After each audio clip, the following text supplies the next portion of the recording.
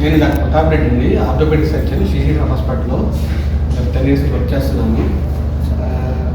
యాక్చువల్గా ఈ హాస్పిటల్లో మేము గత 2 months back knee replacement surgery 95,000కి స్టార్ట్ చేశాము.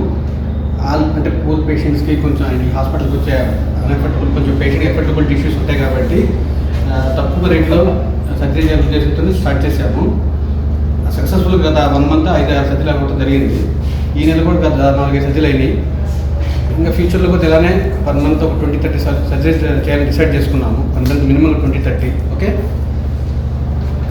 ఈ సర్జరీ కాస్ట్ మేము మామూలుగా అంటే బయట సైడ్ కార్పొరేట్ హాస్పిటల్ 2 lakhs చేస్తున్నారు. మేమైతే 95,000కి ఫిక్స్ చేసేసాము. అంటే 1,45,000 ఖర్చు అవుతుంది.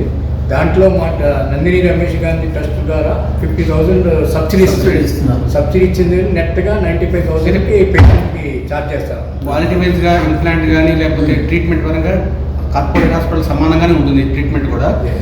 పేషెంట్స్ రికవరీ కూడా చాలా బాగుంది. ఇమ్మీడియట్గా 2nd day నడుస్తున్నారు, 3rd day డిశ్చార్జ్ అవుతున్నారు. పేషెంట్ వైజ్గా సాటిస్ఫాక్షన్ కూడా హై రేట్ సాటిస్ఫాక్షన్ ఉంది సర్జరీస్ వైజ్గా. గత 2 months నుంచి ఈ తక్కువ బడ్జెట్లో స్టార్ట్ చేస్తాం. ఓకే.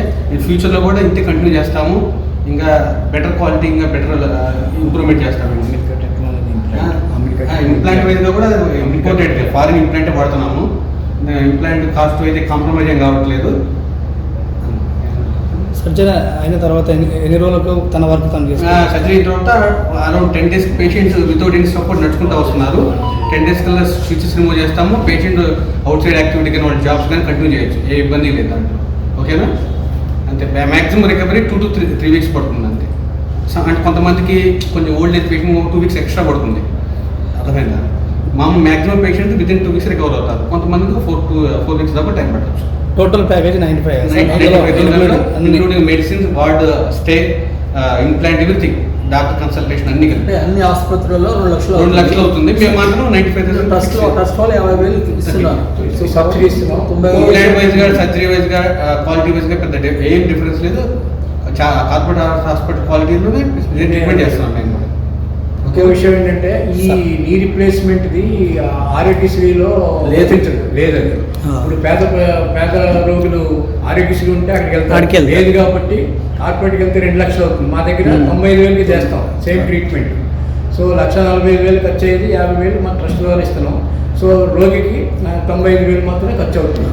సో 3 రోజుల్లో హాస్పిటల్ నుంచి డిశ్చార్జ్ అయ్యి క్షేమంగా మా డాక్టర్ గారు అవైలబుల్ ఉన్నాము. అంటే ప్రైవేట్ హెల్త్ కార్డ్స్ నడుస్తాయా?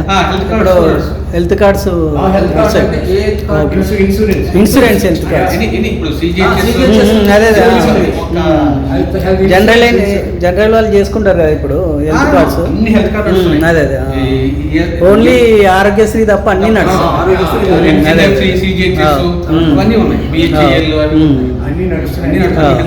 జేహెచ్ఎస్ కూడా నడుస్తుందా సార్? జేహెచ్ఎస్ జర్నలిస్ట్ హెల్త్ అంటే జేహెచ్ఎస్కి థర్డ్ పార్టీ ఇన్సూరెన్స్ నడుస్తుంది. థర్డ్ పార్టీ లేదు సార్.